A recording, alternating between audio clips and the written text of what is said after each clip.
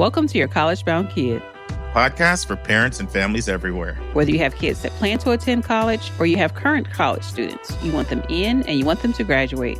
You want a quality education that will give you a skill set that will make you marketable for the jobs of today and the jobs of tomorrow. I am Mark Stucker, and I'm a college coach from Metro Atlanta. And I am Anika Madden, and I am a parent, also from Atlanta, currently in North Carolina. And I'm David Williams, and I'm a dad from Chicago, Illinois. This week in the news, American college students look north to Canada and savings. An article by the magazine thebestschools.org. Mark and Anika will discuss, what does it mean if a college meets full demonstrated need? Our bonus content will be Mark discussing why many colleges use demonstrated interest. Our interview is the final part with William Segura, the Associate Dean of Admissions at Emory University, on understanding 3 different ways admission committees make decisions. And our college spotlight is the University of Delaware. Friends, I am excited. First of all, Anika's no longer sick, so I don't have to fly solo in my section with her. Dave's back in Chicago, back from the British. I keep saying British Virgin Islands. Back from the U.S. Virgin Islands, and November 1 is almost here, which means I can get some sleep after that. I tell people when you do what I do, November 1 is like April 12th, 13th, 14th, 15th for a tax accountant. And also, our article today, you notice, is about Canadian colleges. What you guys don't know is Dave keeps talking about Canada every podcast, and I keep editing it. You know what I'll do? I'll get him a nice little article on Canada, and Dave can go off and get it off his chest, get it out of his system. That's right, for all you beaver lovers out there. There you go. So for the admissions tip, and this is just going to be a really basic one, but it's important. So this is the last episode you'll hear before November 1, which is a big deadline day.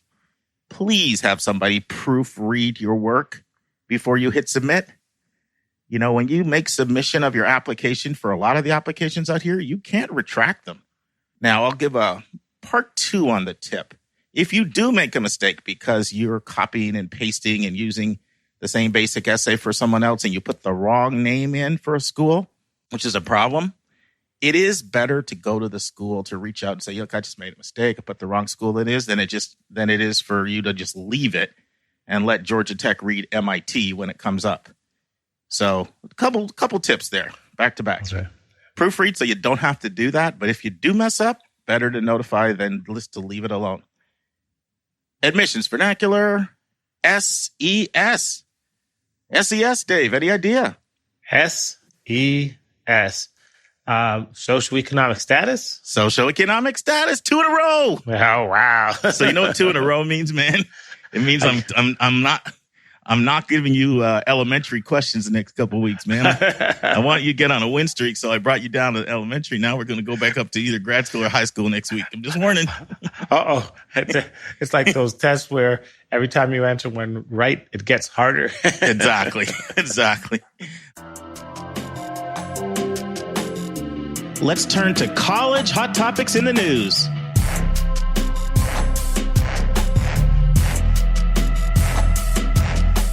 But this is an exciting article. Dave, introduce it for us. American colleges look north to Canada and savings by thebestschools.org.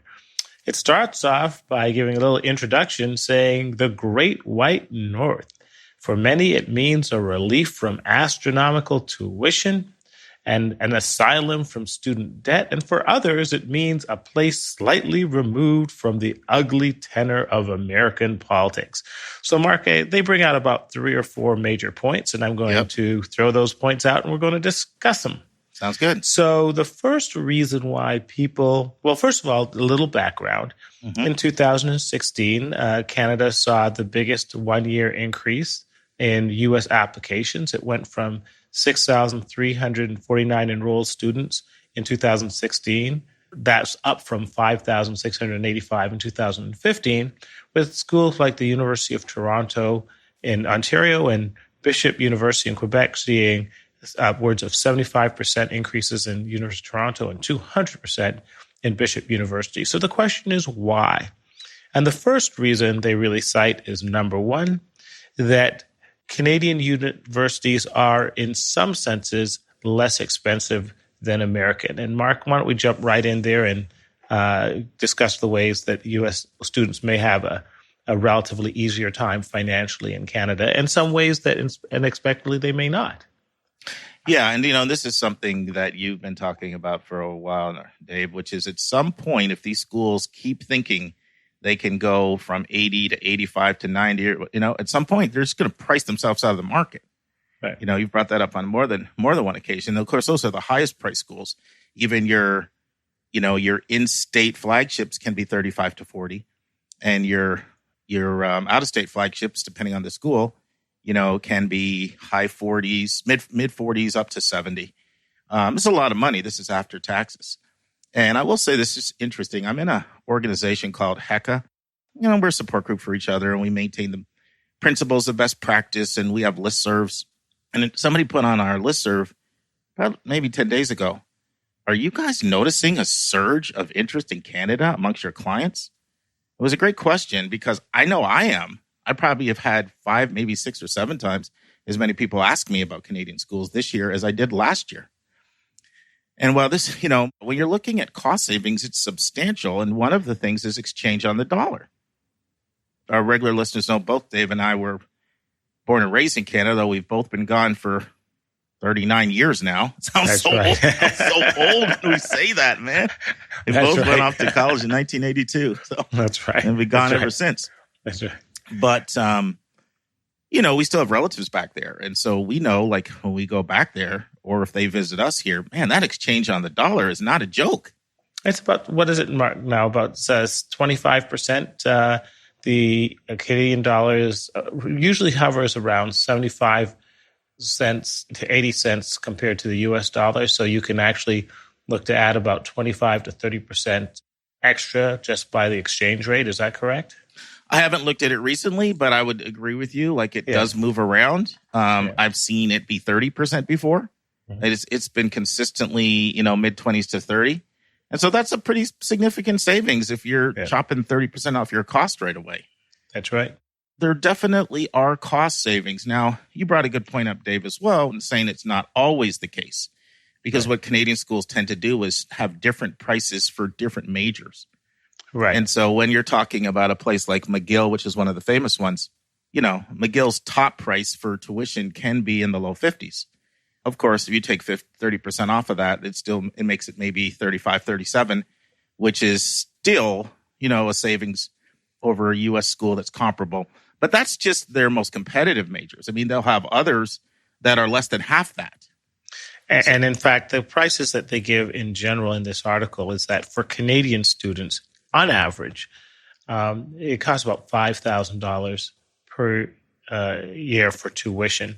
For American students, that can vary, as Mark said, depending on the school you choose and the major you go into, but it's still between $12,000 to $25,000. However, for certain degrees, like at McGill, like medicine or pre-med, it may hit the underside of $50,000, but that's still a huge discount compared to private universities in the United States, which could easily hit $75,000 all in. And of course, you have the dollar discount working for you as well. And Dave, you better up that about 8. There's some schools are pushing 83 all in right now. Oh my goodness! All right, yeah, so but this is the admit you're an old head episode, Dave. Yeah, that's right. Because I never applied to any Canadian schools. I didn't. There was only one that I looked at and even considered at all, and that was the University of Toronto. Yeah, and that's just because I've had so much fun hanging out at your house all the time. I'm like, man, Toronto's a cool city. But I was a weather weenie back then. Yeah, that's right. But this, I remember this. The cost for me to go to University of Toronto was going to be $1,200. I remember that. Yeah, and you have to put that in perspective. I mean, now they make a very good point. Why is it so low? Well, of course, 80% of the cost of attendance for a typical student in Canada is picked up by the government through their taxes. And Mark, you've mentioned this on other podcasts. What's happening in the United States is that, especially with state colleges, the percent of funding of state universities by the state governments has steadily been going down. So it used to be as high as 50%. Now some of the state governments are going less than 30%. So increasingly, even for in-state students, the student and his family is picking up an increasing cost of the education. With COVID, that trend only seems to be possibly accelerating. Even more, Dave. I Yeah. mean, there's some schools in the 70s that were covering over 70% of the cost. Wow. And there's some schools now that are like 10, 12%. That's right.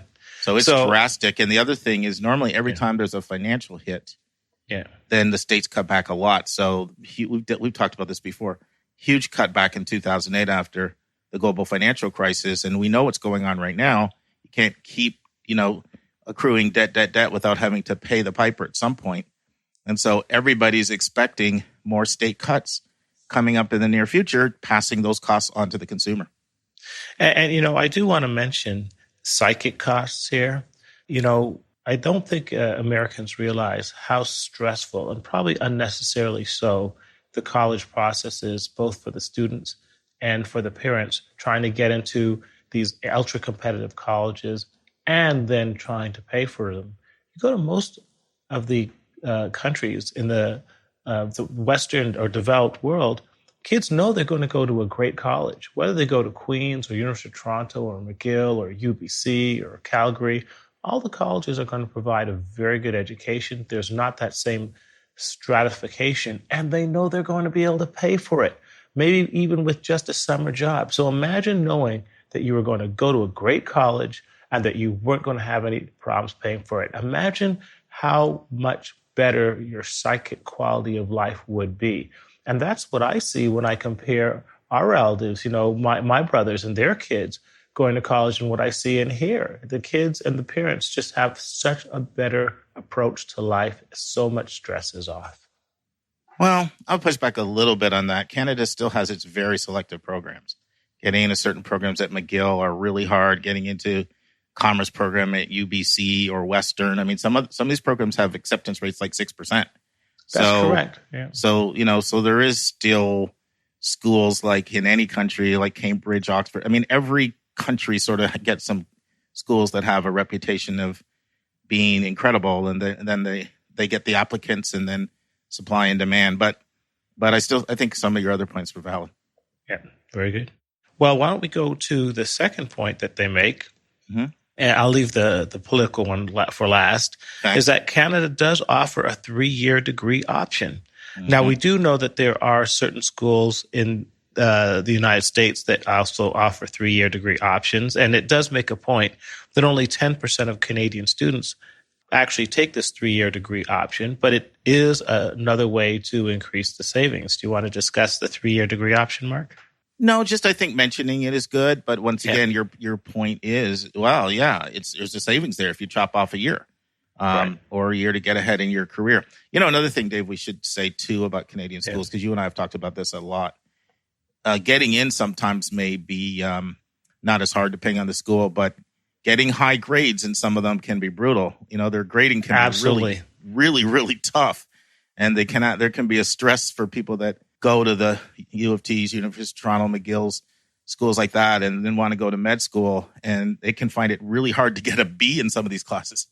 That's a very, very good point, Mark. The reality is that these schools are huge. The idea is that, they don't stratify the secondary schools, the high schools. Generally, an A is an A, regardless of whether your school may be a private school or public school or slightly more competitive. So you can get in. But the first or second years are huge funnel courses where they really do weed out the weak. And so in many pre-med courses at University of Toronto or McGill, I've heard that the average grade is a C. And to actually get into Canadian medical schools, you really do have to have close to a straight A average. So, warning, it's often said that easy to get in, but very, very hard to get through some of the more competitive programs. Hey, it can't be all peaches and cream. Absolutely, man. You have to pay the piper one of these days. Exactly. The third factor they bring in is that the Canadian application can often be very much streamlined because they do have much more of an emphasis on grades. There are some essays, but in general, they're not as in-depth. They don't look so much at other extracurriculars as U.S. schools. And if you have the grades, it's much easier to throw those in your application and be assured of admission. Yeah, and for those of you who are really interested in doing a deeper dive in Canada, I spent probably 25 minutes on episode 84 really going into probably 8 to 10 ways how the Canadian system is different than our system over there. We're just touching on an article here, but Dave's right. In the U.S. system, the personal statement, it's a lot more of this inward reflectiveness on your growth and your journey and your pilgrimage. And the Canadian system is a lot more like Europe. And it's very focused on your career. Yeah. And you're locking into a major, and it's not easy to internally transfer. And most of the questions when they have essays are focused on why are you interested in studying finance, that kind of thing. Correct. And then we'll go to the big elephant in the room. The last reason, and really the first reason they talk about, is what they refer to as the quote-unquote Trump bump. And that is that in the last 4 years, for many people, not everybody, but for many people, the political atmosphere in the United States has become particularly toxic, combined with the just the obvious animosity that's being shown to many international students. So it's a double whammy for U.S. schools that they have seen an increased interest of Americans going to Canada for some type of political sanctuary, and also a lot of international students being turned off of American schools and looking at Canadian schools as an alternative. Your thoughts, Mark? I think this is the biggest reason, Dave, because it's not like the cost of U.S. colleges just took an astronomical uptick, like from last year to this year. It's been incremental, but it's been happening a lot, right? A lot of 3 to 5%, 3 to 5%, 7% over time.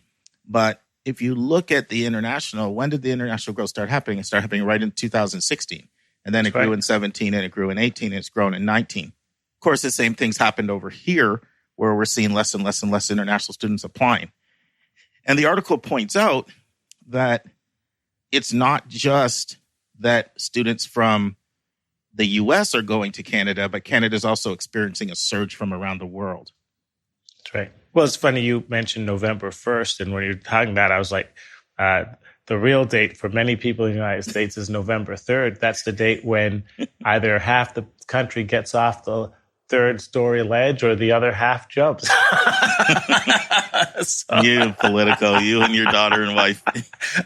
No wonder Lauren wants to do something in politics. That's right. So, you're like, November 1st. And I was like, oh, well, let's wait. So we shall see. Here's a quote from the article. It says, the Trump administration's increased focus on deportation and a reduction of immigration, both undocumented and legal, have had a chilling effect on international enrollment for U.S. colleges. And then it goes on to talk about, the growth that's led to in Canadian colleges. And that's actually a good point. There's a couple components to this. You've got people feeling like maybe the U.S. is not, conducive. It's not friendly and receptive to me and my culture. So why would I want to go somewhere and be in a hostile learning environment? But then you also have them making it more difficult to get visas. Yes. So you have kind of the twin effect of both, which, Canada's in North America. It's the closest country culturally to the U.S. So it makes sense that if you're not going to come here, why not go to the closest country to it and save lots and lots of money? And, one thing the article maybe didn't bring out as much, but you and I know this, Dave, Canada they've welcomed the top talent in the world. They're like, we'd love to have the biggest geniuses from India and China come over here and start corporations and end up in our economy. So Absolutely. They've sent the opposite message. It's been, hey, we're over here, and incentivizing. And, in the podcast too, I talked about how Canadian schools allow you to work when you're there and to get work visas. And so they've done a number of things to make it really sexy and attractive. Well, they point out that with Canada, both Canada and the United States have demographic trends that see declining enrollments from the native populations. Both Canada and the United States, the individual institutions realize that the only way they're going to maintain their current levels of enrollment is through increased international engagement. And what Canada further understands is that we've always grown by immigration, and we've always grown by the process of the best and the brightest. And the reality is the smartest, the most driven, the greatest entrepreneurial talent is coming from Asia and Southeast Asia and other parts of the country and parts of Africa and so forth. And so getting the best and the brightest students means casting a wide net and being welcoming to a variety of cultures and nations. And the benefit from that is by training the best of the brightest at your institution, the best and the brightest are then more likely to immigrate to your country and increase your economic strength even further. You know, David, I'll close with this. I was talking to one of Colorado. I'm working with quite a few students from Colorado. The most I've had, I think 7 or 8 this year. And I was talking to one of them, and he was telling me that he said, "Do you know where 5 of the top kids in my class are going?" And I'm like, "No, I was guessing, but I couldn't get it right." He said, UBC, University of British Columbia. 5 of the top kids in the senior class, all looking at that one school. So, you know, there's plenty of anecdotal evidence around that. So interesting trend worth keeping an eye on. You know, some people are also motivated by having a cross-cultural experience too. Do something different, you know? That's right. And wait, we didn't mention that the idea of like making snow angels in January and going ice fishing has been incredibly popular, especially for all those students who live in Atlanta. So, no, thank you. I don't feel like being an icicle. Just a little recruiting for all you.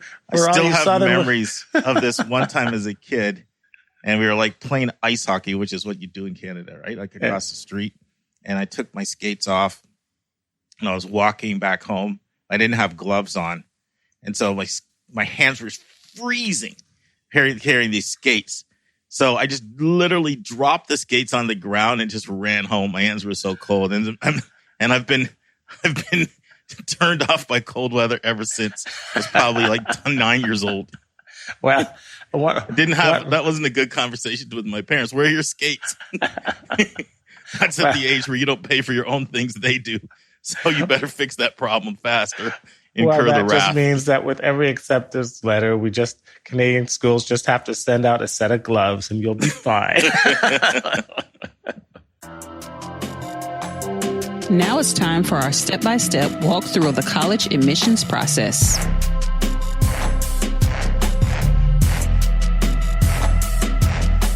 Anika, you don't sound like a frog anymore. What do I sound like now? Like a sheep or something? No, you sound normal. When did you recover? You were down for the count last week. Yeah, I don't know. It just kind of sort of, I mean, I got a little bit of it in me still, but it just kind of went in the air and I don't know what's going on. It wasn't the virus, but it was something. We know that. Well, you got kids, so who knows what you're catching from them. All good now, though. There we go. Awesome. Well, this week we are in chapter 144 of a book I wrote called 171 Answers to the Most Asked College Admissions Questions. And we're looking at what does it mean when a school says they meet full demonstrated need, or what does it mean if they don't meet full demonstrated need is another way of looking at it. And kind of said that in some ways this is sort of the sequel to last week where we talked about need blind and need aware. And I was tempted to go here, but I said, hold the fire. We'll be here next week. So the two really kind of go hand in hand. But Anika, you read the chapter. What were your takeaways, questions, thoughts? Mm-hmm. Well, I love the way you start these chapters where you tell us what is not. So let's you want to tell our listeners that? What it's not. So full demonstrated mean, which makes sense why people get this, think this, is that it is not a full scholarship. Like you're not getting all the money in the world. Yeah, people think that. And you're not choosing what you want to pay. It's not like you can say, oh, okay, well, I'm going to give you $2 instead of $1,000. So it is not working that way. And it's also interchangeable with the term full calculated need, which it sounds like you prefer that term over full demonstrated need, right? Yeah, most of the time you'll hear admissions officers refer to as full demonstrated need. Mm-hmm. That's the most 95% of the time. Now, the reason why I like full calculated need is because it makes people realize that there's a calculation and a formula involved. Mm-hmm. And I think that sort of helps people wrap their mind around, well, what is this formula? What are we talking about over here? Because one of the problems I have is, the way schools present this, and it's a short list of schools that are able to do this, about 3% of the 4-year accredited schools in the country that have the resources to be able to meet full demonstrated need. But the way they present it, like, we meet full demonstrated need, like you won the lottery. That's how they do. Like, it's no, the implication is clearly, well, you don't have to worry about money because we meet full demonstrated need. They do. That's so common for them to do it. And you ready for a corny illustration? I've got a couple. You can rate it one a day. Mark. Okay. Record on Friday. Well, if I fail, then we'll use the second one. Thanks. But if I pass, I'll get my second one. That'll be my award. Oh, goodness. You're not looking forward to this. So I was thinking, like, let's say, you're booking a place at a resort. You got husband, wife, 5 kids. And so you reach out to them and then they say, our places are incredibly spacious. We meet the full needs of all of our families who book here. So you're like, wow, this sounds really good. It sounds like we're getting a really spacious place. And then you get there and it's like 700 square feet for 7 people. And you're like, this is a shoebox. And they're like, well, other people have been happy with it. We thought you would be fine. It's kind of one of those things where they're the ones telling you what your need is. You don't have any say in that. Mm-hmm. And 90% of people will feel their needs are different than what the school assesses their needs as. So 1 to 10, 1, 2, 3, 4, 5, 6, 7. That was fully uncorny. Go, Mark. Good job. That was not corny. That was a good one. No, that really was a good one. I love about you. I can count on your honesty. That's what I love. That was pretty good. We'll take it. So what other thoughts did you have from this chapter? Well, I like the list of what is this demonstrated need? Like, what makes up the demonstrated need? What are the different categories that they put together to meet that need? You want to comment on that? Because our listeners probably don't know what you're talking about. Yep. So I'm going to go straight down the list. You've got grants, scholarships, work study, Stafford loans, and summer earnings. So all those things together are going to make sure that you don't get gapped in being able to attend the college. Yeah. And so that's important because when people think of, you meet full demonstrated, the first thing they think of is what we call gift aid, which is free money that doesn't have to be repaid, which are grants and scholarships. Mm-hmm. Okay. But what people need to understand is when a college talks about financial aid, it's really talking about 3 things. It's talking about gift money, which is grants and scholarships. It's also talking about fairly modest loan.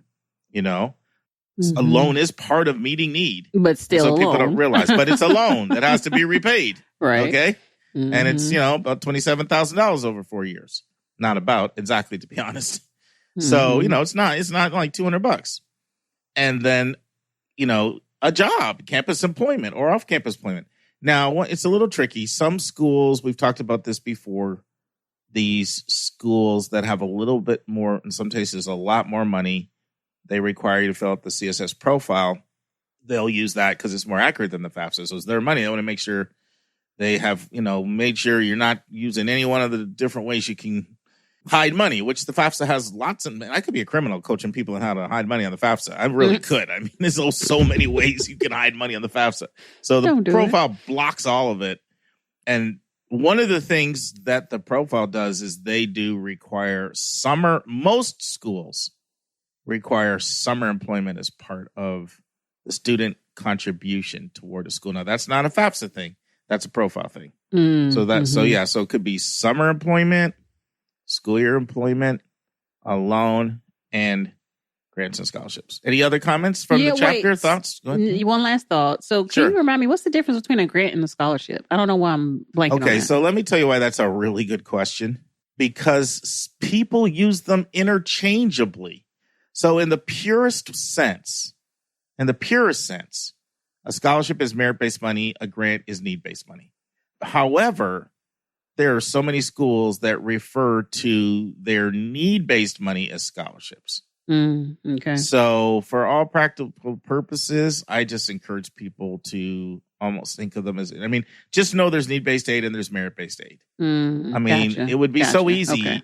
I use them that way. Like if I'm talking about scholarships and I'm about merit money, if I'm talking about grants, I'm talking about need-based. But there are many schools, and in fact, I just did a financial workshop with Yale, and they said they refer to their need-based as scholarships. So it's, it's even the most sophisticated schools do this interchangeable thing. So I don't know. So I don't know if does that help or does that make it more confusing? No, that was perfection. All good. Anika and I are so grateful for everyone who has financially supported our podcast.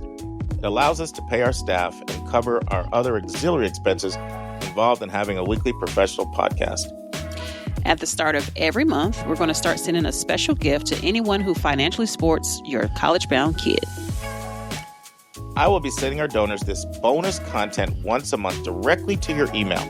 The bonus content will be between 10 to 15 minutes in length. Usually it will be a college-related topic that I'm passionate about. Occasionally, it'll be another bonus hot topic in the news segment. Sometimes it'll be an answer to a question that one of our listeners submits to us via email. And you'll receive these monthly audio blogs for a gift of any amount. We know that $5,000 to one person is $5 to someone else, and we don't want your budget to be a hindrance to you receiving this additional bonus content. So if you want to support our show, just go to yourcollegeboundkid.com and click the donate button.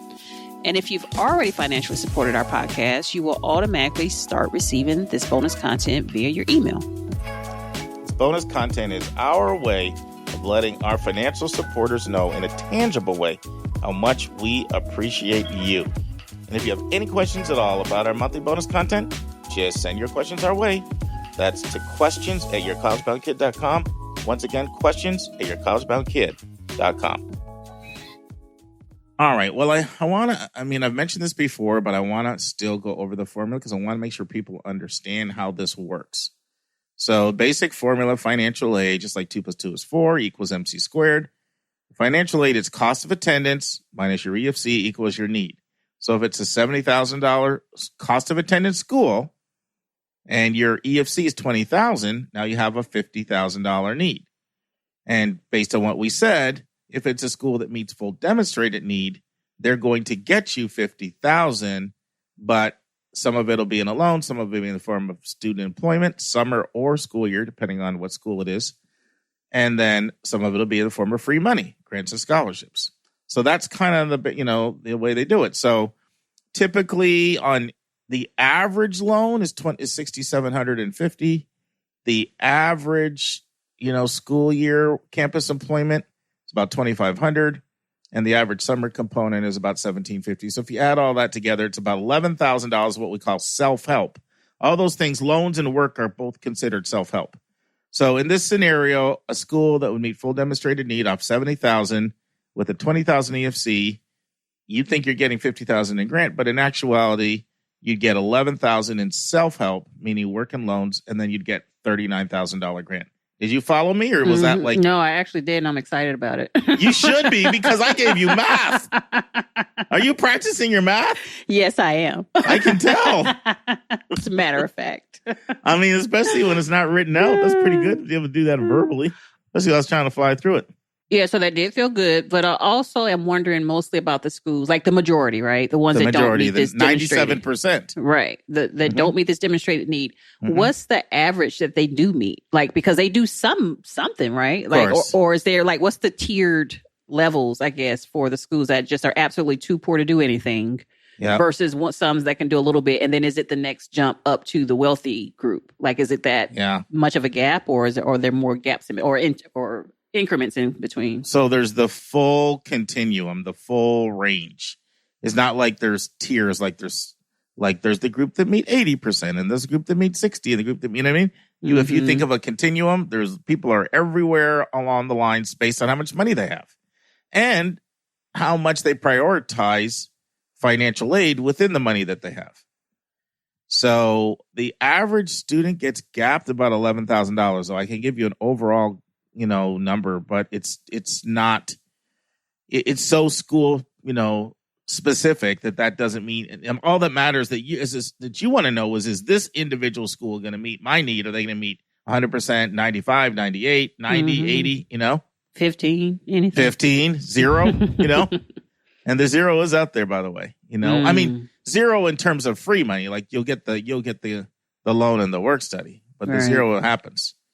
So this is confusing to people. It's partly confusing because of what I said before. What people regard as meeting their need is not what the school and the formula says, right? Right. That's the first reason why it's confusing, but there's a couple other reasons why it's confusing.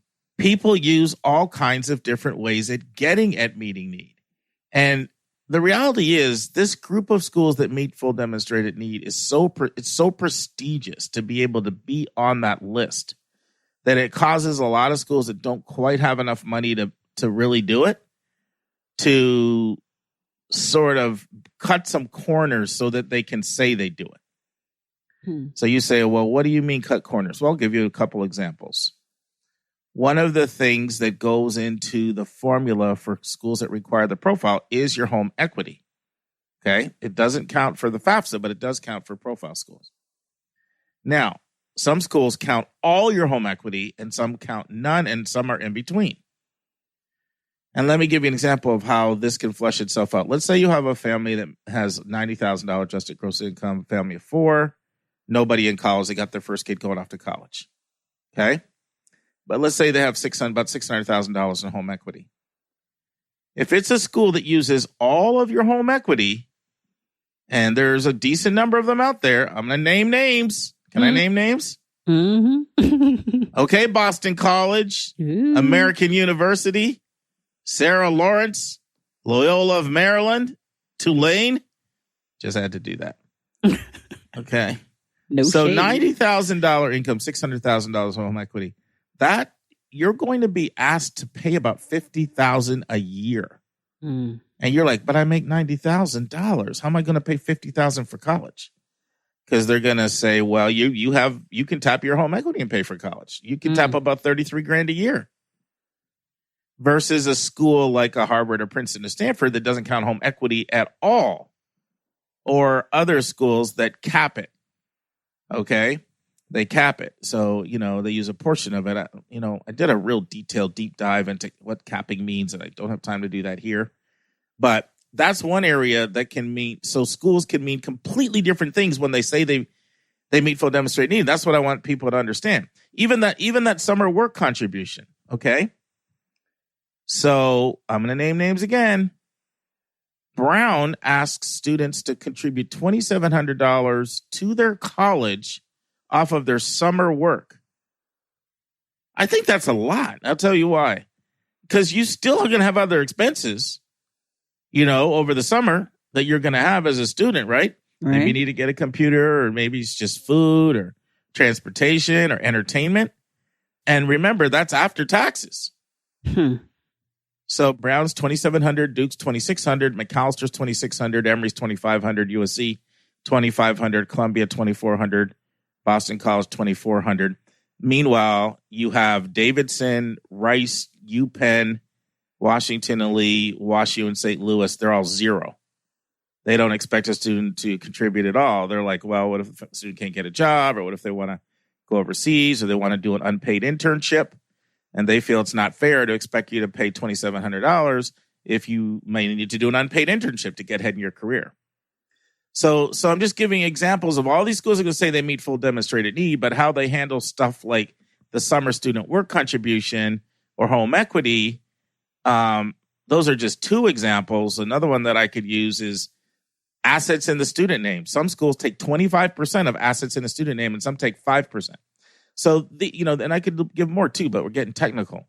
But the bottom line is when schools say they meet full demonstrated need, they don't mean the same things. Any comments, questions, thoughts? Well, you just reminded me of a point that I appreciated that you made in a chapter where you say a Parent Plus loan does not mean they're meeting your demonstrated need. So let's be clear on that. And that's very common, actually, for schools that gap. Because they want to show you on your aid award how you can pay for it. Okay, so they'll have a line item of all the expenses of the college. Then they'll have another line item of how you pay for it. So let's say the school is $50,000.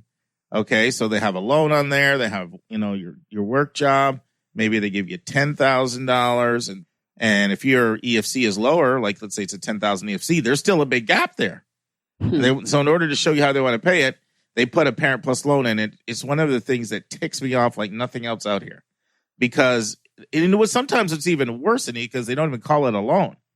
They have some term like family obligation. And so people don't even know it's a loan. And don't even get me started. So, yeah. And so that's one of the little tricks out here. Okay. Any other thoughts? Nope. I think we are demonstrated needed out. Well, one thing I want to say is when I interviewed Peter Van Buskirk, former VP of Enrollment at Franklin and Marshall, and I've talked with him at length off the air, like probably 4 times we've had this conversation. He doesn't believe any college actually really meets full demonstrated need and is need blind.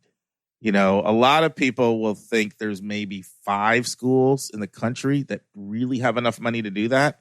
And the reason why is he makes a good point. He says, even these schools that go around and say we meet full demonstrated need, okay, and we're need blind, most of them don't do it for transfer students and they don't do it for international students. So his point is, well, if you don't do it for everybody, you can't say you do it. Right. And another point, which is really, I would definitely attest to this. Even the schools that say they do it and have the resources to be able to do it, they can only do it if they recruit mostly from wealthy neighborhoods. They can't say, we meet full demonstrated need, we're need blind, and then just go recruit in the most under-resourced neighborhoods. So some of it is marketing and PR. Some of it is very real, though.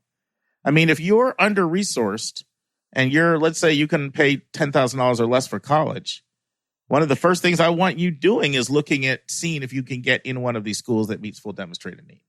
So anyway, I just want people to know kind of all the nuance in there. All right. I'm demonstrated need out now too. You were demonstrated need out like 5 minutes ago. I know you gave me the silent treatment.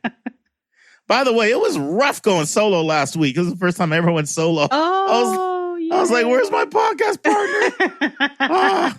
I got to fly solo. It was so awkward. 2020 got us messed up. I reached out to several listeners. I said, how was it? Please tell me the truth. What'd they tell you? They're kind of like, it was okay. But, it was like one of those ones where they're like, I felt they were being PC. There's a difference between it was great and it was okay. It was okay.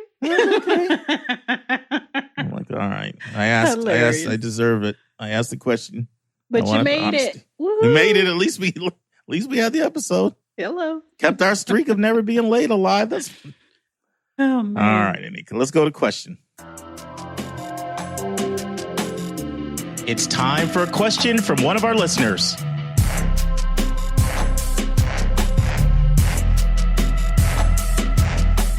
Question time. Well, we are in bonus content mode, and we're going to be here for a minute, which is all good.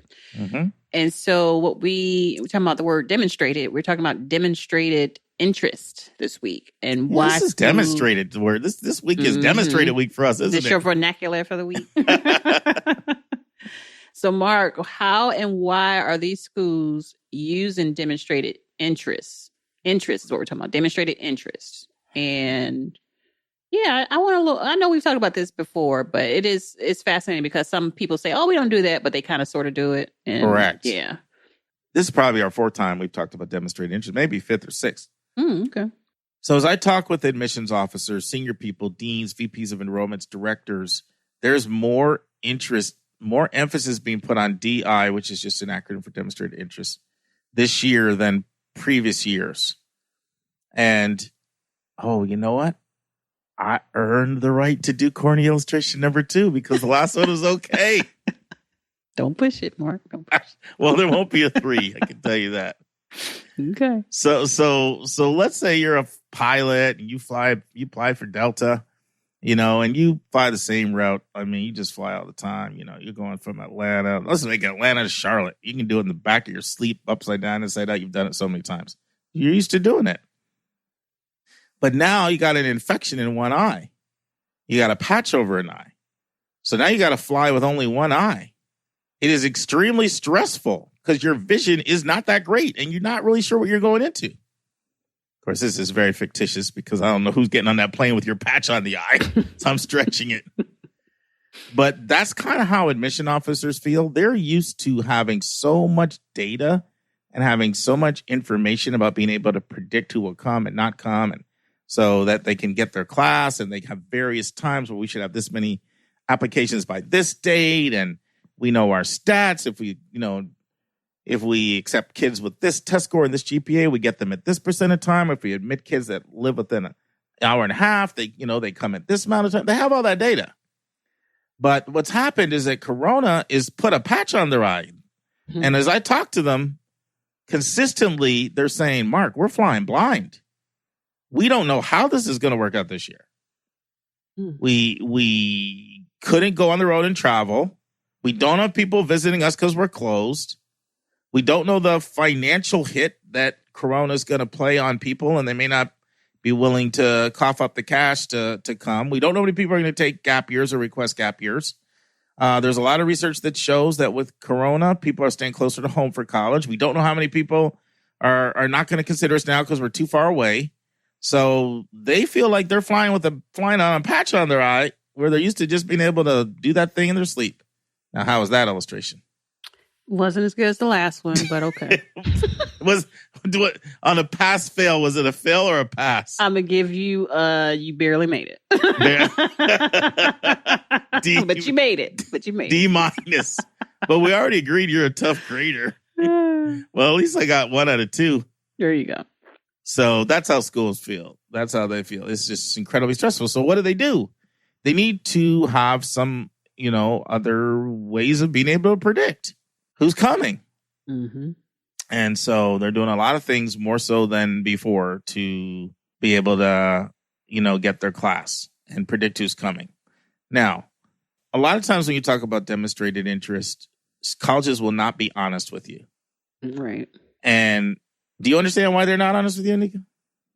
I don't. But I know they're not, but I don't get it. Why they just can't say, oh, yeah, we do care that you came to our website 5 times, or you did come to 2 out of 3 information sessions. Like, what's the problem? So there's a couple of reasons. One, if you tell everybody what you're doing, then they're just going to game the system and it won't work as a predictive tool.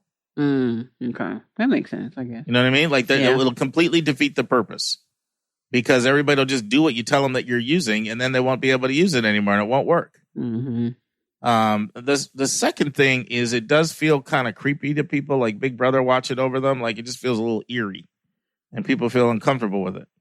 And so, every time I explain this to people, I know you and I have talked about this before. You're like, but it's normal. I'm used to it. I mean, it happens in corporate America. Like, just wake up, people. You have that attitude because we've had this conversation on the air, but that's not how the average person reacts. When they find out that, they're using your IP address and cookies and figuring out where you went and how long you went and when you were there and all kind of stuff. So I want to share a few things about demonstrated interest on a positive side to help people to understand why it's important that that schools are able to get some sense of who's coming. And by the way, I don't want to imply any single time every school that tells you they don't use demonstrated interest says that they're lying. Because one, a lot of times their definition of demonstrated interest is different than my definition. A lot of times what they mean is, well, we don't have these highly sophisticated models that say, if you do these behaviors, you're coming 87% of the time. If you do these behaviors, you're coming 14% of the time. We're not doing that. So then they say we're not using it. But to me, I have a very simple definition of demonstrated interest. If an admission officer has 2 students in front of them and they're told one student is not going to come and one is, does it influence their decision? And I would argue that in most instances, it will influence their decision. If they think someone's not going to come, then they're not going to, then they're going to move in another direction. However, it is important to note that there's a difference between how private schools use it and public schools. Public schools have a problem with it, with using sophisticated methods of demonstrated interest. Why would you think public would have more of an issue than private, Anika? Any idea? Give me a second to noodle on that, because I feel like I have a sense, but maybe not. You know what? I got to get that word noodle in my vocabulary. I like that word. word I used. Well, and it's funny that you asked me that because I was, I'm always referring to my own institution every time we talk through this Of course. stuff. And I was going to call you guys out for gapping in that conversation, but I have to call you and 97% of the other schools out. Right, so. exactly. So it takes so much money not to gap, so I don't fault anybody that has to gap. Yeah, we should explain to people. We never define that. Gapping is when a school accepts you and they give you less money than you need in order to attend the school. So it's like you really need them to give you $20,000 in grant or scholarship money, even after the loan, even after the work study. Mm-hmm. Even after that, you need them to give you 20 and they give you 5. So they gapped you. There's a $15,000 gap between what your needs were and what they gave you. So I just want to make sure everybody's clear on that. Mm-hmm. But anyway, that was book chapter. We left that thing alone. Yeah, demonstrated interest time, Mark. Okay. So any idea why public schools tend to... Well, I don't... I mean, is it because they're so much larger and they don't have time to do it? Like, do they not have the resources to like use all the sophistication? So that's actually part of it. Part of it is they don't have the manpower to do this, this deep, intricate work that takes resources. And then part of them also, as a public school, they have more of this sort of egalitarian mission of we're here to serve everybody. And they feel a little bit like it's kind of a little discriminating against some people versus others. Mm-hmm. That makes sense or not? Yeah, like, it doesn't feel consistent with the mission of access to them. Okay. Public schools are very concerned about providing access and access to people of wide range of different socioeconomic means. And it feels like it just feels to them a little slimy. So it's a combination of that and the manpower.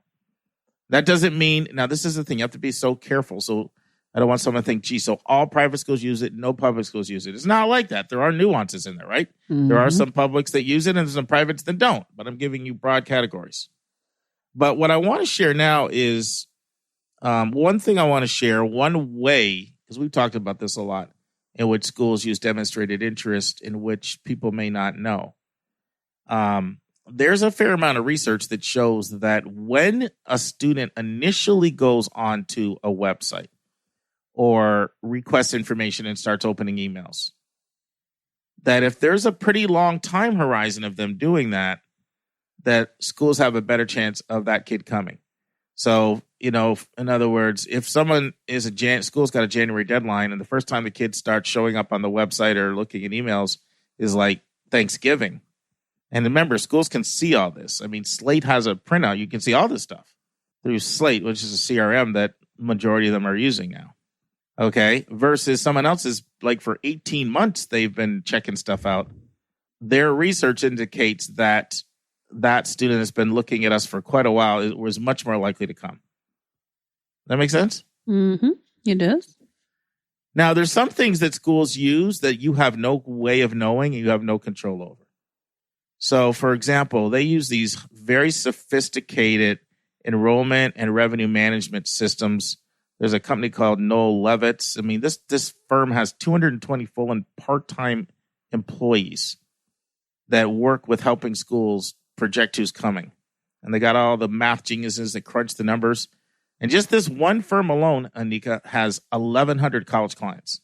1,100 colleges use this one firm. Okay.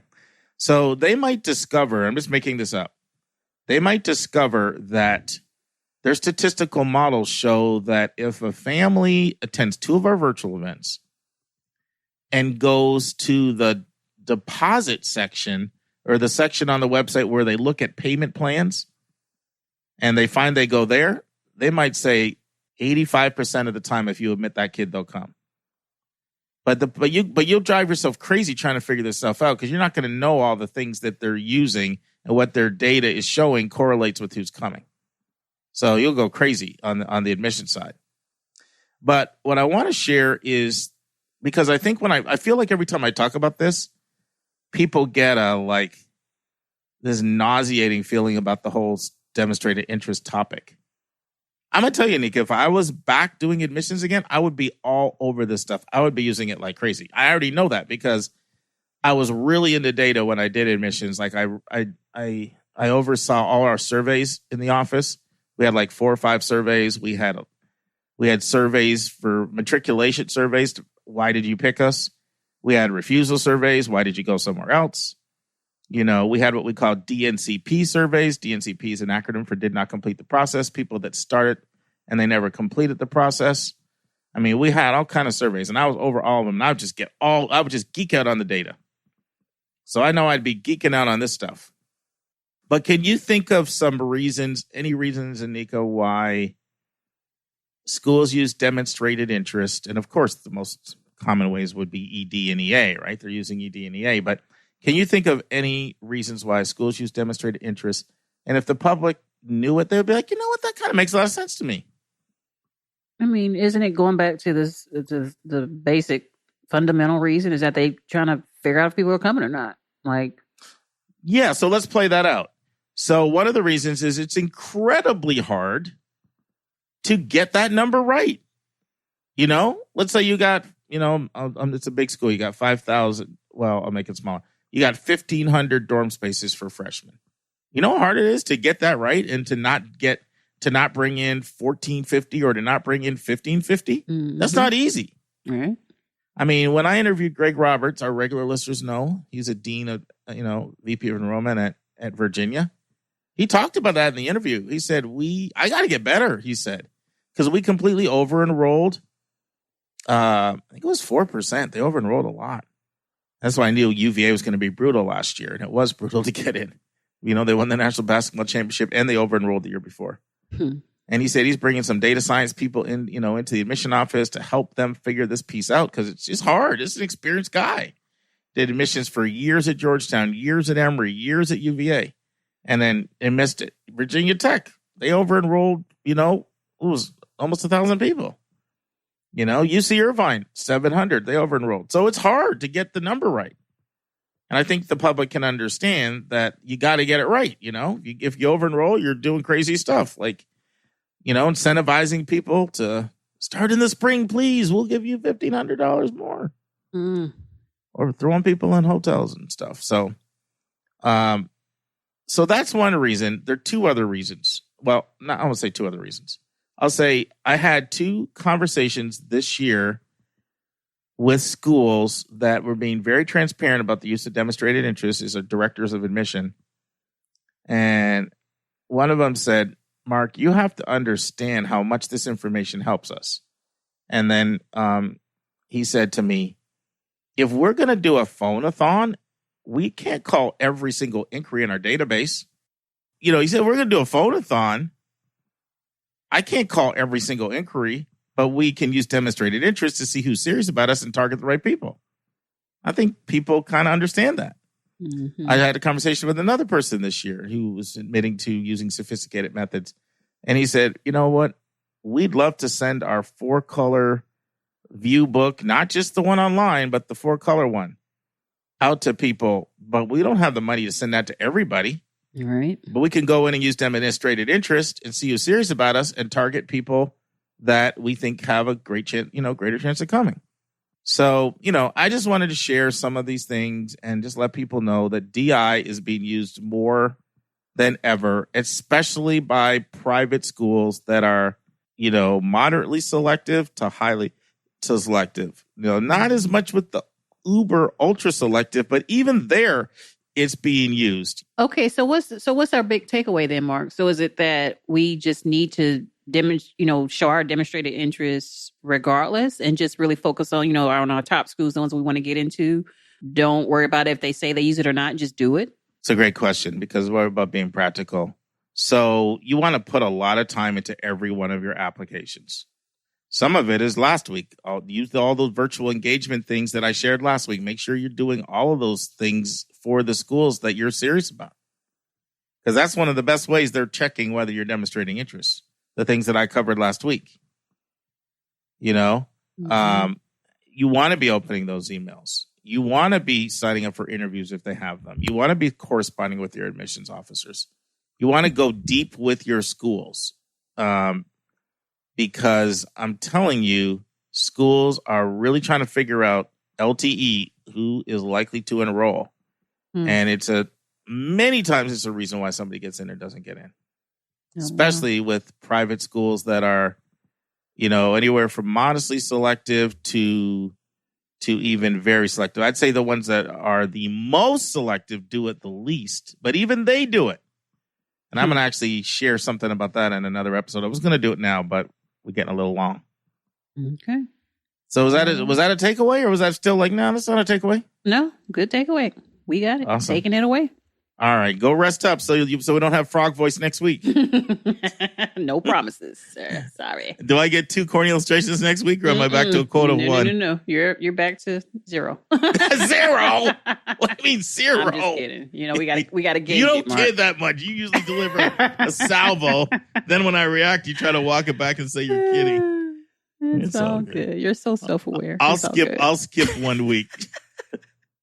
Okay, friends, this is the final part of this phase of my interview with William Segura. Once again, apologize, the sound quality is not great, but the content is amazing. And in this part, Will talks about how they ensure in committee that they are bringing in a balanced class. He also transitions, and he talks about all of the advantages of community-based evaluation and why, after 5 years, Emory continues to use it. And then I ask Will, what are the drawbacks? What are the negatives? What are the downsides? He's been part of 3 different types of applicant evaluation in his decade-plus time there. And he shoots straight, and he gives us a candid answer. Listen and enjoy. And now, this week's interview with a special guest.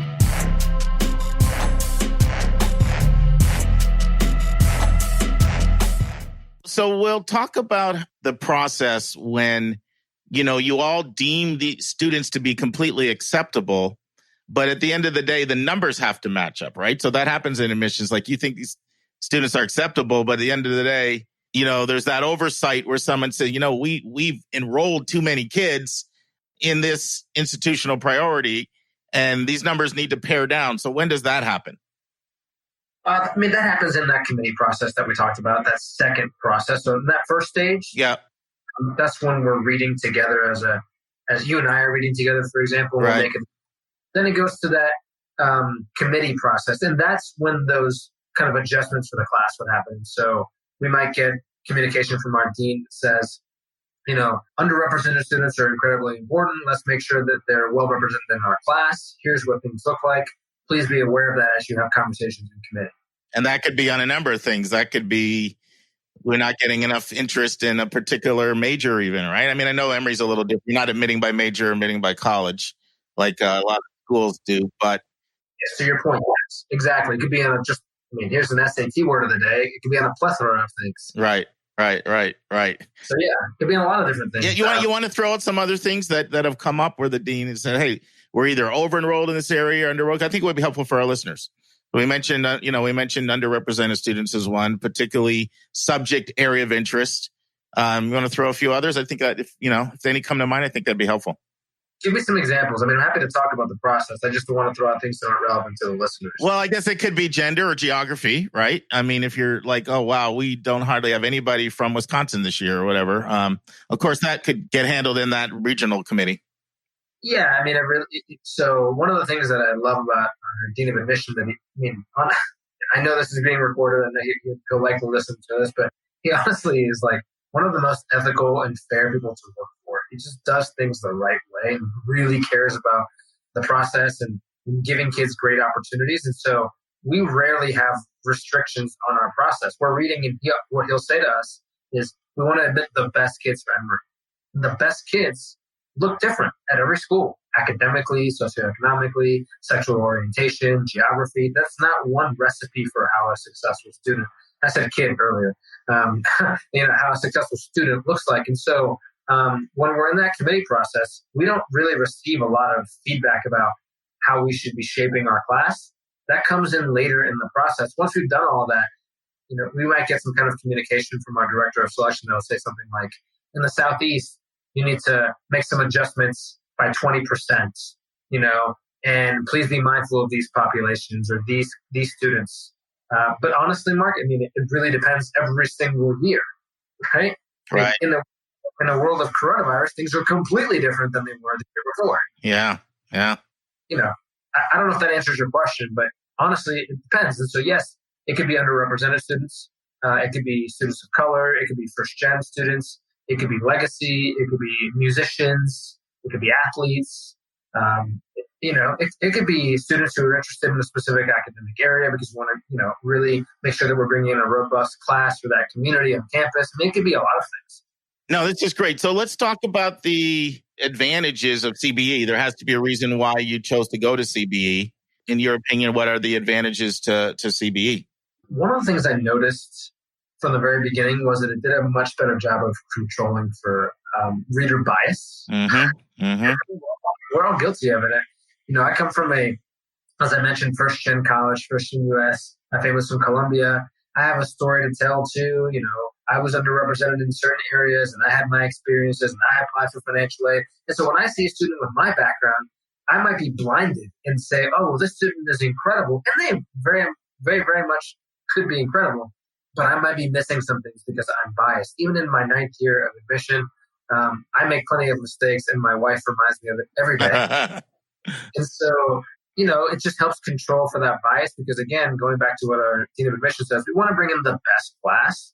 And we want to try and do it in a way where we're trying to control for those biases because everyone's got different perspectives and nobody's perfect. So that's the first thing is CBE helps control for that because we have 2 people in the room at that first read. And so you and I might be reading, Mark, if you were an admission officer in our office, and you might say, well, Will, yeah, you're taking this student, but in the last student we read, that same situation applied and you didn't take that student. Yep. What's going on with that? What's up? We need to be consistent in our decisions because what are we doing here? This is about the student in the best class for Emory, right? I'm really glad you brought that up. It's something I've tried to talk about a lot. People look for people like themselves. We all have biases, right? The person involved in student government looks for that. The high tester can be a little more critical of the more modest tester. The more modest tester can be a lot more gracious. Too modest testing, athletes like athletes. It's something that happens on a really deeply subconscious level. And what I love about schools like Emory is you're all kind of aware of your biases, openly talk about them, and then you staff your offices to have diversity so there's a checks and balance system built in as much as is humanly possible. And this is not a shameless plug, but I left extremely impressed with the comprehensiveness of your process. And even that we know that it's a human process, so nothing's perfect, but I thought your process was incredibly fair. I thought you guys went to great lengths to try to be fair to each student and to try to understand their individual context that they were coming from. So I appreciate that. For the viewers can't see it, but I get goosebumps when you say that. We try really, really hard to make sure it's a thorough process. We don't paint by numbers. And by that, we're not just admitting by a test score or a GPA because it takes a long time to put this application together. And we're talking about a student's life and them applying, what they've done over the time of their life, what they've accomplished. And we don't want to take that lightly. So the bias control is important to us. And then honestly, it's a higher quality of life for our staff. When we read applications individually, we were reading at all times of night and days. So you might be in the office, but you might be reading until 8 o'clock at night. Or, in those times we were reading from home before COVID-19, obviously, as well, too. But in that original model, you'll be reading from home by yourself. And you might be someone who gets up at 4 in the morning and likes to read, or you might be someone who reads at 11 o'clock at night. But we wanted to try and standardize that process because, reading season, I read that book that Ralph Figueroa from Albuquerque Academy was in, from way back in the day. Oh, the gatekeepers. Yeah. I remember I listened to that my first year in admissions. I was in New Mexico traveling to schools, driving somewhere in the 505. And I was listening to that book as I was going to go visit Ralph. And I remember being like, man, he's describing this conference room and everyone's got their sweaters on and they're bringing food and like late nights. And, and the thing is, that's tough if, as admissions has grown to be a very family-oriented profession in some schools, right, in some universities. This is a profession that we want to continue to invest in. We want to make sure our staff has good quality of life. And so CBE makes sure that you're reading within a certain time frame because you're reading with somebody else. And so it helps us make sure that quality of life is enforced. And it allows for organic cross-training in ways that didn't really exist before, right? And so it's just those things about it are really, really beautiful. We love it. Let's take a break to learn about Mark's recommended resource for the week.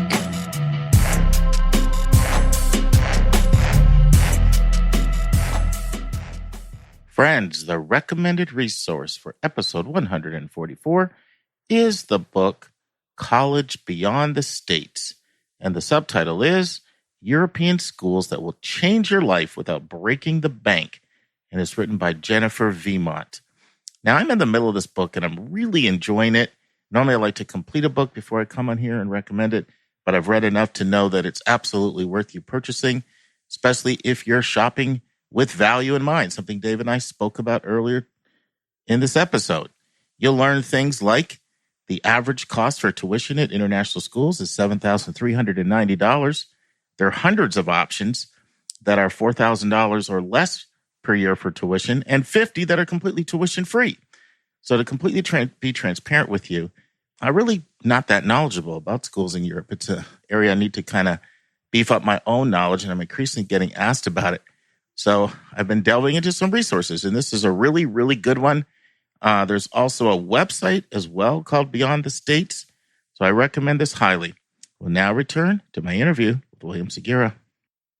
Yeah, those are the things that I generally hear that you've brought up, the positive things, right? The cross-training to do checks and balances on the bias, allowing the more efficient use of your time so that you don't burn out. The way I've heard it oftentimes explained is you can make an easier, quicker decision sometimes on a non-competitive applicant, allowing you to spend more time deliberating over the people that truly are competitive. And at the end of the day, that saves some time and allows for not too crazy hours during reading season. Does that resonate as true with you, or do you want to tweak that as being off a little? I would tweak that a little bit. Go ahead. And that is because what we found is that the amount of time that we spend on reading an application is almost the same. Mm-hmm. It hasn't changed.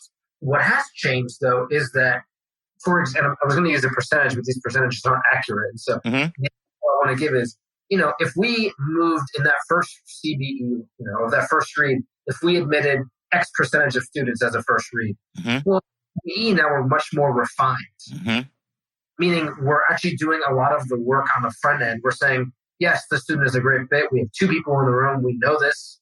We know that even though we're reading this application in November, we know what this process is going to look like in March. So we're making decisions forward thinking, right, with two people in the room, knowing that context. Instead of in the past, it may have been one person making a decision and they multiply that times every file they read. And what if those decisions are not the decision that you'll make in March? So they've got to make all these shifts, right? Those efforts are being made a lot of the times on the front end. And so our process has just become more fine-tuned. Yeah, and then the other thing you mentioned as well as it's really great for onboarding new reps that may not have as much seasoning and training because they get the exposure to the more experienced reps, and is a great way to kind of onboard especially new admits into the office. So I've heard that as one of the benefits of it. Now, I'll tell you what I've heard as one of the criticisms, and you can tell me what your thoughts are on this, that sometimes I like my privacy. The old model allowed you to, be in your pajamas and be at home. And if you're a night person, you read at night. If you're a morning person, you read in the morning. Now you have to be in the room with somebody else. And for people that may like their privacy, they're giving up some of their privacy. Is there any truth to that? Yeah, I think there's a lot of truth to that. I mean, if you and I sat in a room together or on Zoom for 8 hours and read applications, by the end of the 8 hours, even though we weren't, you might not like each other. Well, we would be exhausted. Right. Just exhausted. Right. It's mentally draining to have a conversation with someone for 8 hours and honestly debate with somebody for 8 hours. Right. And it's not that we're out to be actively trying to debate with each other. It's that if we're doing right by the student and by the institution, we want to give a holistic review. And sometimes our perspectives are different, and that requires additional conversation. So those are great points. Now, let me ask you this, Will. Is it any different doing it by Zoom? Of course, when I visited you guys in, I think it was December, you were still in person. It was before all this stuff broke. And so I experienced the in-person model, but now it's Zoom. Does that change any of the dynamics at all? Well, we haven't started reading yet for this year, but we, on occasion from time to time over the past, we would read via Zoom. It was primarily in person. Right. a majority of time was in person, but, because of circumstances, sometimes you have to read over the phone or via Zoom. And it, honestly, for us, it didn't really change anything. Mm-hmm. As you were looking at someone through a screen versus looking at someone in person. And the good thing is that we're fortunate to have a really seasoned staff on our staff. And so there's not people they've been doing this for a while. They know what they're doing. And we have a really tight-knit community on our team. And so I can just say to you, what did you mean by that statement? Or, we can just have an honest conversation and we can just get to the point of what we're trying to do. And so it hasn't really impacted us at all. Well, this has been fantastic. I think this is amazing. I know our listeners enough. I think they're going to really enjoy this. A lot of them are just intellectually curious, like, how is the sausage made? Like, I know I hit send on a Common App, but how does it go from there? From all of a sudden I'm admitted, denied, waitlisted, deferred, like, how's it done? So I think you've really put a lot of flesh on these bones. I really appreciate you doing this. And I want to thank you for agreeing to come back and talk specifically about Emory University. Yeah, you're welcome. I'm looking forward to the invite to talk about athletics. Oh, no, I'm extremely excited about that. So I'm glad you were serious, because I was very serious about that. So that's going to happen. Right. No question about it. And I know our listeners will love it. Next week in the news, enrollment and financial crises threaten a growing list of academic disciplines. An article by John Marcus of the Hechinger Report. Mark and Anika will discuss, how do we understand and compare financial aid awards? Our bonus content will be Mark discussing how and why colleges use early action to help them. Our interview will be part 1 of William Segura, the Associate Dean of Admissions of Emory University, on understanding Emory University. And because Mr. Segura will be talking about Emory University, that will also serve as our college spotlight. But our spotlight today is the University of Delaware, another school that was about an hour and a half from where I lived when I was in Westchester, Pennsylvania. And Dave, I'm ready for you this time, because last week when we did JMU, James Madison, you're like, what's the mascot? That's right. You did. And so this time it's the Fighting Blue Hens. The Fighting Blue Hens. Sometimes they say the Blue Hens or the Fighting Blue Hens. And their colors are royal blue and gold, school colors. A lot to like about the University of Delaware. First of all, unique location. Right off of Highway 95, right off of it. So you're 2.5 hours from D.C., you're 2.5 hours from New York City, you're 1 hour from Philly, and you're 1 hour from Baltimore. And what's really nice is that they're on the Northeast Amtrak train line. So it really makes it easy if you want to get around to your major cities. You've got access right there, whether it's New York, D.C., Philly, Baltimore, or even if you want to go further into a place like Boston. So that's really nice. But it's a classic college town.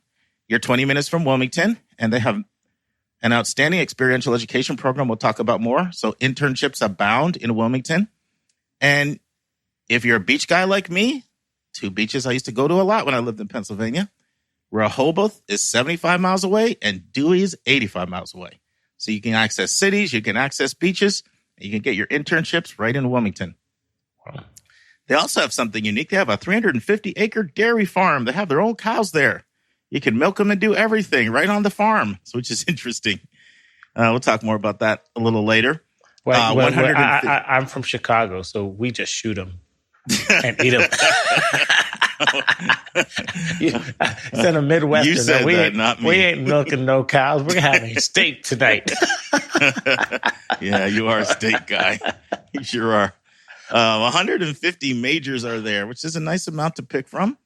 One thing I love is all the new freshmen start off with first-year seminar course. So they're giving you that smaller environment right away, interdisciplinary, discussion-based. And they end up, I love it when schools have this. Dave, you had this at Princeton. Capstone experience required for everybody in the senior year. So I love to see those capstone experiences, and that's a requirement there. Now, in order to graduate, they do another thing I love. You have to at least get 3 credits of experiential learning or discovery-based learning. It could be an internship. It could be study abroad. It could be research. And depending on what college you're in, some colleges have additional requirements beyond the 3. So this is another list of schools like the Elons, like the University of Denver's, and others we've discussed, Dave, with a very strong commitment to experiential education. You'll hear two names for short for Delaware, UD, or when I was in Pennsylvania, it was UDel. So you'll hear people say UD or UDel. But hundreds of UDel students receive stipends to do summer research with faculty members. So it's another program I like. So you get to spend your summer working in a local community, joining a group of service learning scholars for a 10-week immersion program. And they have 500 students that participate overall in this program. 65% of students get involved in community service at their time at, UDel. Probably the ones with the strongest reputations would be the following majors: finance, marketing, nursing, exercise science and kinesiology, research and experiential psychology, and engineering. And they're really strong in like mechanical, computer, biomedical, civil, but possibly the strongest would be chemical. Dave, you've heard of DuPont before, right? I sure have. DuPont Chemical. It's still a Dow component, or is it being bumped off by a tech stock now? I don't know. That's a good point. You got me on that one. We used to want to be the giants of the Dow, but it may not be at this point. Yeah. Yeah, well, DuPont is close by, and so they've built this incredible close relationship with Delaware, and Delaware provides chemical engineers to just go right on into DuPont, and DuPont's turned around and given hundreds of millions of dollars over the years to Delaware. So it's nice having a company like that bankrolling you. Some other really strong majors: computer information systems, apparel and textiles, food and nutrition. They have this very popular major, which fascinates me, Dave. It's called the behavioral aspects of health. Does that sound interesting? Every year they graduate almost 150 kids with a major in behavioral aspects of health. Sounds kind of fascinating. It's probably saying why smoking and drinking and eating excessively kills you. Yeah, they just summarized the whole degree right there. That's right. As a doctor. Can't have too much fun, guys. Eat your vegetables. Not your steaks. That's right. Of course, any school that's not that far from DC, you can expect to have pretty strong political science and IR. But another really strong program in general is, this is an agricultural school as well. So they've got strong ag business. Mm-hmm. They've got strong animal science program. They've got a strong pre-vet science program, strong in food sciences, plant sciences. So those are some things. And a few other smaller programs they have that are really strong: fashion merchandising and music. Now, Dave, they don't have the 535-person marching band that JMU had last week, but they do have a 300-person marching band. Wow, that's good. And I'll tell you another nice program they have: their hotel and restaurant management studies program. One of the things that's really cool about this is they have this partnership with the local Courtyard by Marriott that's right on campus. And it doubles as a learning facility and a research facility while the students get to learn all the art of fine dining cuisine. Oh. They've got an honors program, which is very popular. It's open to all majors. It's a separate application for that. And another unique feature of the school is they were the first ones to start study abroad, Dave. This is where it all began. Oh, wow. 1923. They're the first ones to start a study abroad program. Right now they have over 100 programs to 45 different countries. Now, most of their programs are shorter programs, like 1 month, normally over the winter break or the summer break. They're usually faculty-led programs, and about a third of the student body participate. They've got a kind of nice section on their website where they give applicants tips. What courses should be taking in high school? How do you write your essay? So it's kind of nice. It's just not something about the school, but that's just a nice little feature that they offer on their website. And it's a school that's a FAFSA school only, so no CSS profile. They are normally test optional just for Delaware, but now they've gone test optional for everybody. That's why you got to look at the fine print on these schools. You have a school can be test optional just for its own state, which is how they were prior to this year. Now, this is our third week in a row, Dave, that we've had one of these bigger public schools, around 20,000 students, but a very small community vibe. We had that with Ball State 2 weeks ago, James Madison last week, and UDel would fit that bill as well. Decent sized school, 17,500 undergrads, another 3,500 grads. So total about 22,000, but it doesn't feel that way. And like James Madison, they're in the Colonial Athletic Association. So they go head to head and duke it out. Division I sports. But their biggest rival would be another Colonial Athletic Association school, Drexel, Cool. right in Philly. Now, one of their they've got a couple traditions they're famous for. One is their senior fling concert they do in the spring. Another is their Ag Day. And with their Ag Day, what happens is that the Agricultural College hosts a large festival with all kinds of animals come out and music and vendors and no slaying cows, Dave. No slaying cows. And then a hayride all around. So that's kind of one of their traditions. But I'm probably 2/3 done here. Let me just stop, pause. Anything you want to comment on so far? Yeah, I mean, one of the great things about Delaware is it's one of those states where you always pass and you're like, we just left Delaware. I never knew we entered it.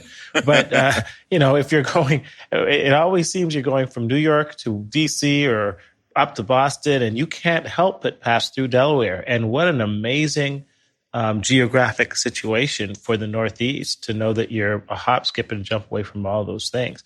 It actually was a pleasant surprise that it was so much into agriculture and dairy, which would make sense if you looked at the history of that area, because, of course, it was very agricultural based. It's now being replaced by industry and tech and finance and so forth. But it's actually a very beautiful area. And, the proximity to the beaches. Quick question. Is that Joe Biden's alma mater? Yeah, that's Not right. only Joe Biden, I'm going to tell this to you because you're political maven, man. I mentioned to you political science was strong, but I'll tell you some of the people besides Biden that that went to UDel. Yes. David Plouffe. Oh, yeah.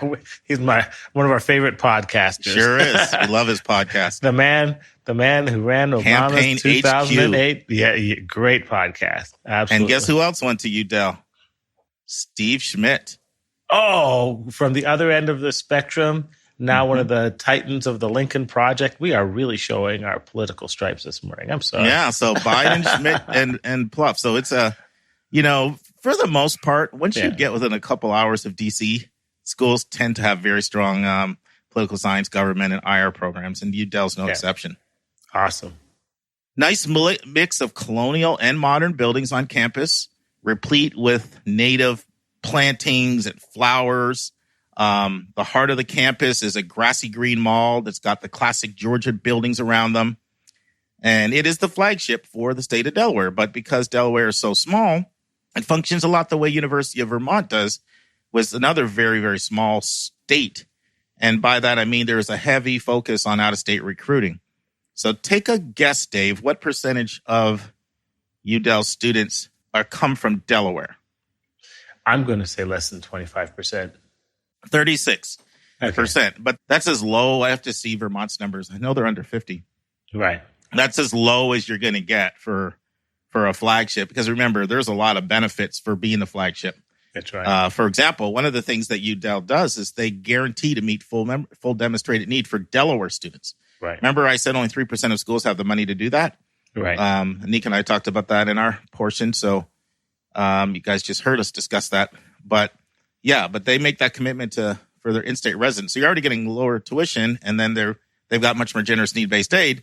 But still, about 1 in 3 are coming from the state because, as Dave said, you can just miss it in a heartbeat when you're driving down 95. Right. And just to break down a little bit more in case people are interested, about 5% come from abroad, and then the other, 60% are coming from the other, 48 contiguous states and Alaska and Hawaii. So they're overlap schools. I'm going to start sharing this more. I've done this sometimes, but I think people might find it interesting. Overlap schools means where do people that apply to you also apply? This is another way of saying it is who are your biggest competitors? That's probably the way the average person would talk about it. Who you compete with, Admissions talk, overlap schools. And let me guess. George Washington, Georgetown, University of Maryland. So you got one of the three, Maryland. Okay. Maryland is definitely on the list. Okay. And then the others are Rutgers, which of course is the flagship for Jersey. Penn State, which is the flagship for Pennsylvania. Makes sense. University of Pittsburgh, which is, it's actually every bit as competitive to get in as Penn State with some fantastic programs. Drexel, the rival, which is, Philly, not that far away, hour away. And believe it or not, Northeastern, all the way up in Boston. Oh. And that might be because they both have really strong experiential education. Of course, Northeastern's known for its co-op, and they both have outstanding engineering.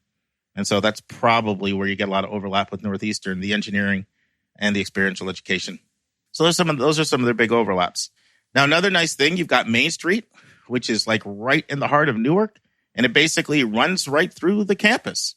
So right through the heart of campus, you've got coffee shops, you've got a movie theater, you've got bookstores, you've got shops, you've got pizza places, you've got all those nice things that students like to be able to just walk to. Main Street running right through the heart of downtown Newark, which runs right through the heart of campus. Newark itself, town of about 32,000 people. And are you ready for stats, Dave? I'll close out with some stats. Let's do it. 58% women, 42% male, 62% acceptance rate, 25% yield, 15% Pell Grant recipients, 28% of the guys are in frats, 33% of the women are in sororities, 41% of students live on campus. But this is important for those of you who want to live on campus. Staying on campus is guaranteed all 4 years. If you want to stay on, you have a spot. In-state cost of attendance, remember, for those of you listening for the first time, cost of attendance is another way of putting it, is all in. It's literally every single penny you spend to go to college. It counts the Uber ride. It counts the pizza. It counts the concert. It counts getting home, not to mention student fees, room board, tuition, all of those things, health insurance.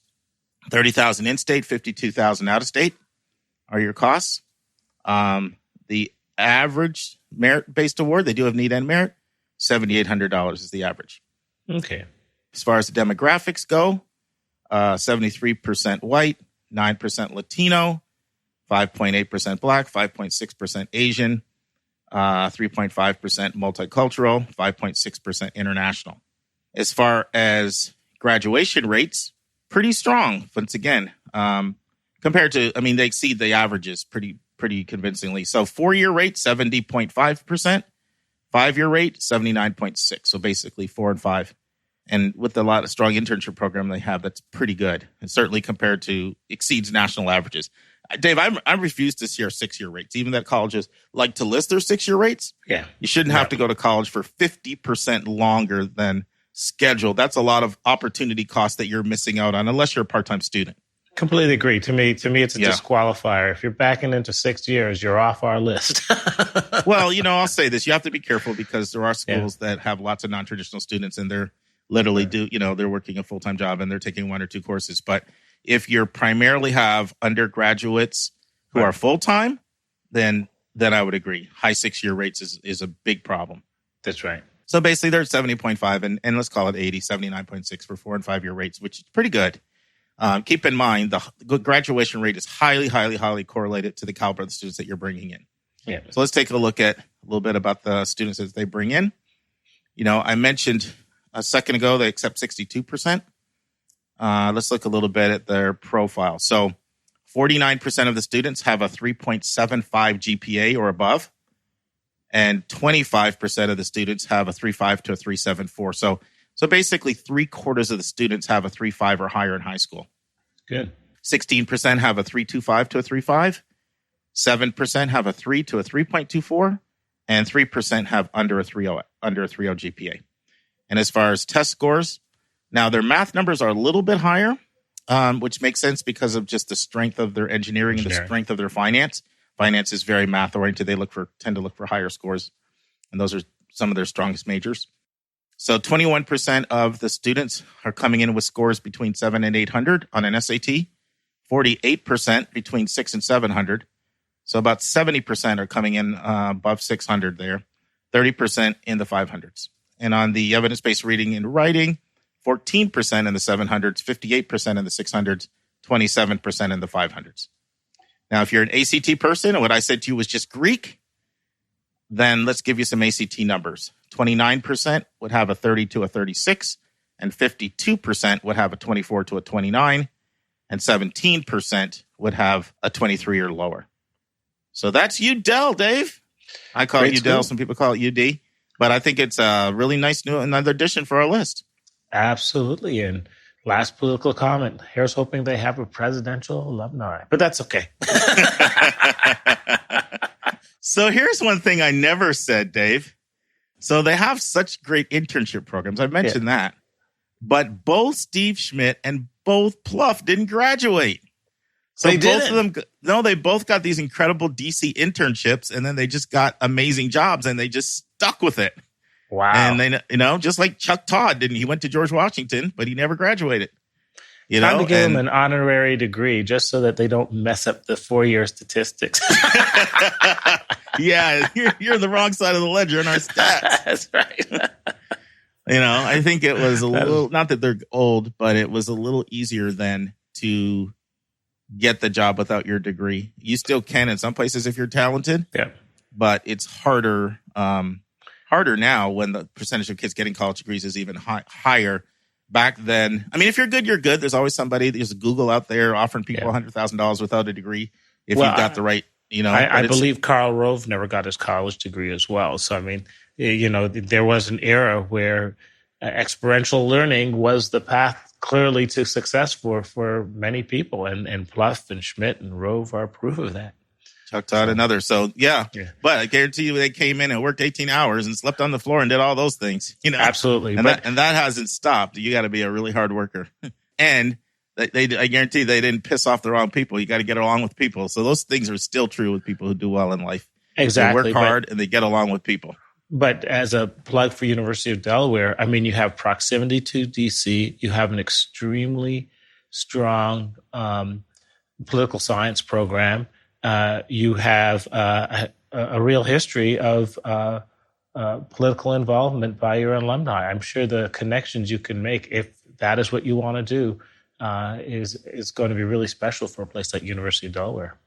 Well, and another thing about them, and this is true for most flagships, is when you look at some of the most popular majors, they're strong in all of them. Dave, I never talked about nursing, but it's a very strong program. Oh, wow. There you go. Health sciences, behavioral sciences are very strong. Yeah. Engineering is strong. Lots of business is strong. Marketing strong. International business is strong. Accounting, finance. And then the engineerings. And then you have that very strong animal science program, one of the stronger pre-vet programs and vet programs on the whole East Coast. Awesome. And then they've got those other niche majors too, like I mentioned, food and nutrition, health and welfare, the strong ag programs, like the computer and information systems, or the hotel and restaurant management, the food and wellness, the behavioral. The one that you said is, hey, eat healthy and exercise. That's right. And fashion merchandising. So just a lot of strength and breadth in the curriculum. And I do have a bias towards schools that put a big emphasis on experiential learning. Love those capstone projects, whether you're doing a thesis or major research, So nice one for the list. That's right. That's right. Quick joke to leave for all you behavioral nutrition experts. My father used to joke, it looks like you've been on a seafood diet. He goes, what diet is that? You see the food, you eat it. Well, you know what, Dave? I got to give you credit, man, because you might enjoy a good steak and a good couple burgers, but Dave works out, man. When he was in the Virgin Islands, every single time I called him, man, he's in the gym, and you were doing like 7 days a week there. Loved it. Sunshine. So you might enjoy a little delicacy on the table, but you definitely get your cardio in, man. I can give you credit for that. Thank you, my friend.